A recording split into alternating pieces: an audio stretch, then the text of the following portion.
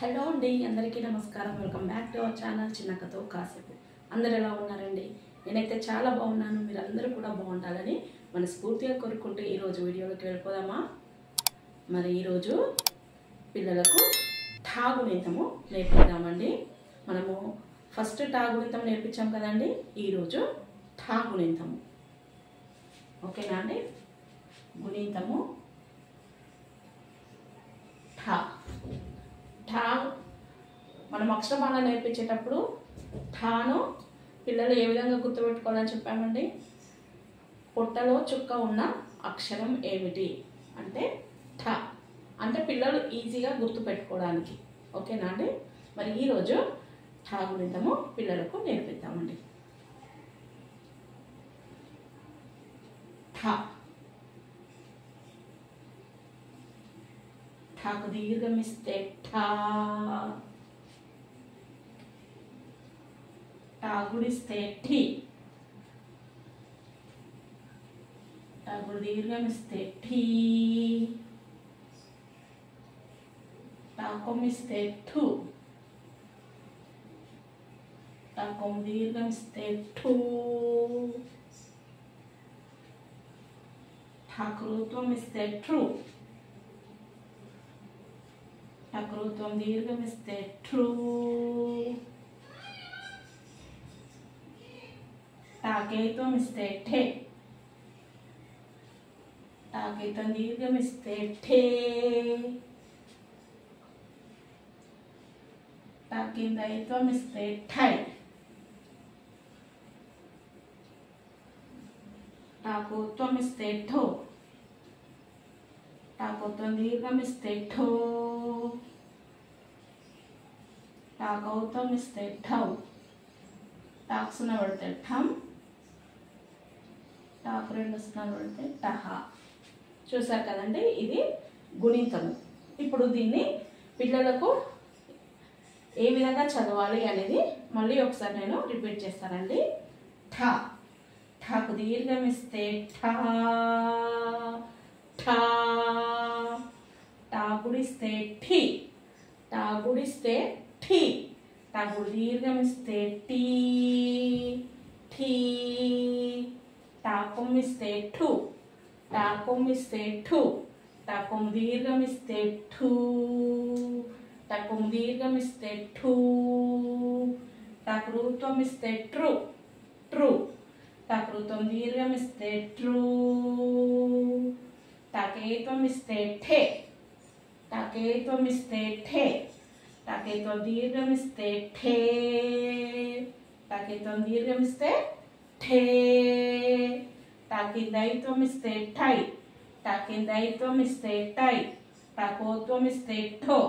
టాకోత్వం దీర్ఘమిస్తే ఠో. టాకౌత్వం ఇస్తే ఠౌ. టాక్ సున్నా పెడితే ఠం.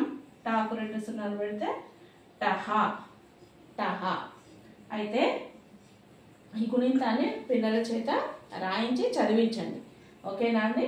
అయితే టా గుణితానికి మనము రోజు ఎప్పుడు చెప్పుకుంటున్నాం. టా అంటే సింపుల్గా ప్లెయిన్గా టా అనాలి. టా దీర్ఘమిస్తే టా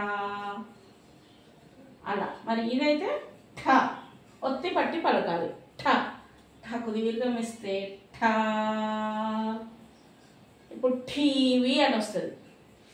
టీవీ అంటే టీవీ. టీవీగా కూర్చోవడం అంటే దర్జాగా కూర్చునే దాన్ని టీవీ అంటారు కదండి. మరి టీవీ అంటే మనం టెలివిజన్ ఎలా రాస్తాము?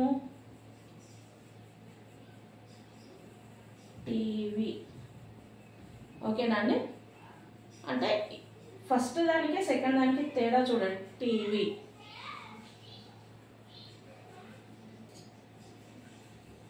టీవీ. Next TV. ఠీ. టాకు దీర్ఘమిస్తే ఠీ. నెక్స్ట్ కంఠం.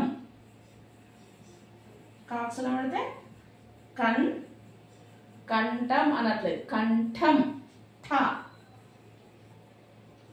టాక్సున పడితే టం. ఇది ఇక్కడ కాక్సున పడితే కన్. టాక్సున పడితే ఠం. కంఠం. టీవీ.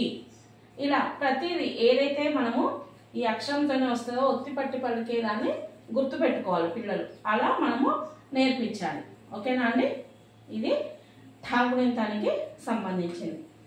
నెక్స్ట్ మనము డాగునింత పిల్లలకు నేర్పిద్దాం. అయితే దానికంటే ముందు ఇది ఒక 3 times రాయించండి, బాగా చదివించండి, చదువుకుంటూ రాయమని చెప్పండి. ఓకేనా అండి?